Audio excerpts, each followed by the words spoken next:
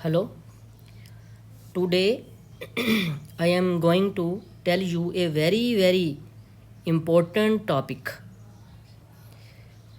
on X-ray. That is, most of the time we confuse that the lesion is either the lesion is above the diaphragm or the lesion is below the diaphragm. We most of the time we confuse. So I am going to tell you the basic principle how to approach the lesions that are right in right CP angle, and we most of the time we confuse in on chest X-ray that either this is the elevation of the diaphragm, or either this is the liver abscess, or either this is the pleural effusion, or either this is subpulmonic effusion. So in summary, we most of the time we confused the lesion, the actual origin of the lesion. Okay, either the lesion is below the diaphragm or either its lesion is above the diaphragm. So I am going to tell you the basic principle. The principle is that the right dome of diaphragm, okay, this is the dome of the diaphragm and this is the normal contour, okay, that is I am marking the normal diaphragm. The diaphragm maintain its contour, that is crescent shape or it is meniscus shape. Either the diaphragm is elevated or its normal position, okay. The contour of the diaphragm will never be lost, okay. The contour, I repeat again, the contour, the crescent shape or meniscus shape contour of diaphragm will never ever be lost. Either the diaphragm is on original position or it's in elevation position. So this is the basic principle. This principle we will apply on each case, and uh, and and we will reach our diagnosis, okay. In this case you can notice the diaphragm is elevated, okay, but normal its contour, normal crescent shape, okay. This is the crescent. Apply always this crescent on each case. This crescent apply on each case, okay. I repeat it again and again. Apply the mark or apply this crescent in each case, okay.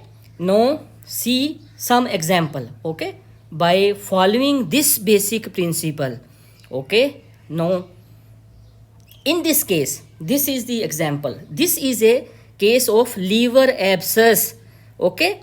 How I can confidently say this is liver abscess and the lesion is below the diaphragm?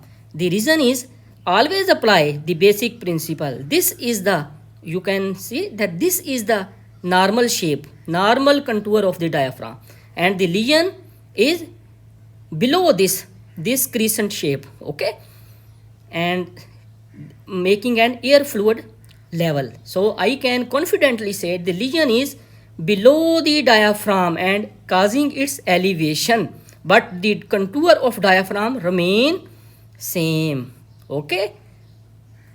Now see another example. Now let's see.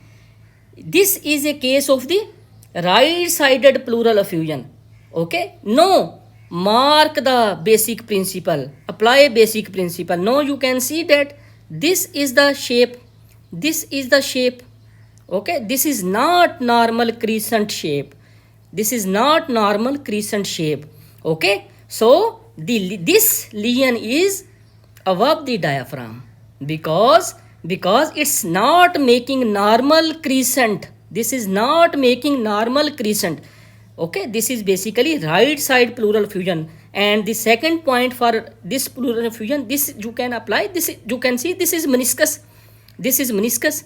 It's the property of water when attached with some solid, it climb up, okay. This is the meniscus, but there is no contour, normal contour of the diaphragm we appreciate in this case. So this is the, so in this case the something is above the diaphragm, okay. That's why we cannot see normal contour of the diaphragm. Okay. Now let's see another example. This, apply your basic principle. Is this normal crescent? No. The normal crescent would be this. The normal crescent would be like this. This is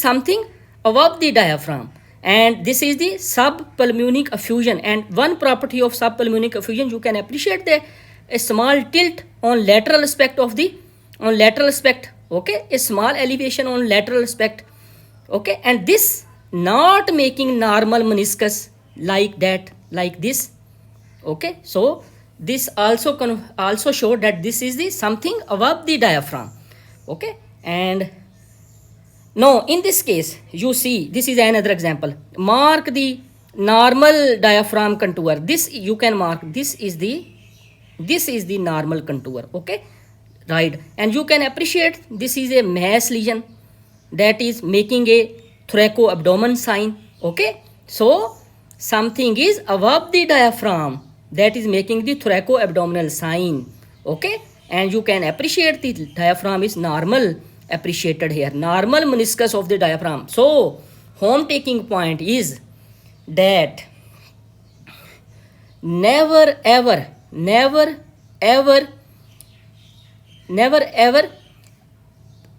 leave the basic concept, okay.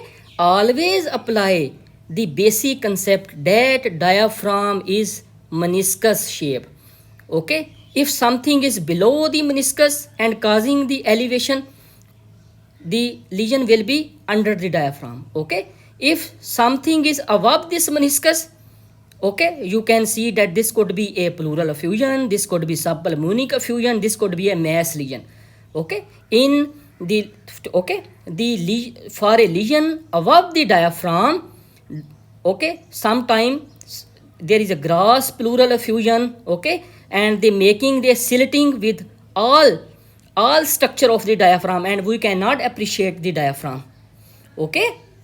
So we cannot then mark the normal meniscus in the above located lesions. For example, gross pleural effusion, okay, and pneumonia, patch of the pneumonia, but that lesions will never ever make this meniscus sign, okay. This meniscus sign is the only property for a diaphragm. I repeated again and again. Whenever you confuse in the right CP angle that either the lesion is above the diaphragm, below the diaphragm, always draw your friend meniscus, okay, for right hemidiaphragm. This is the meniscus for right hemidiaphragm, okay. Hopefully you will understand. If is there any confusion or any doubt, you can ask me, okay. Thank you very much.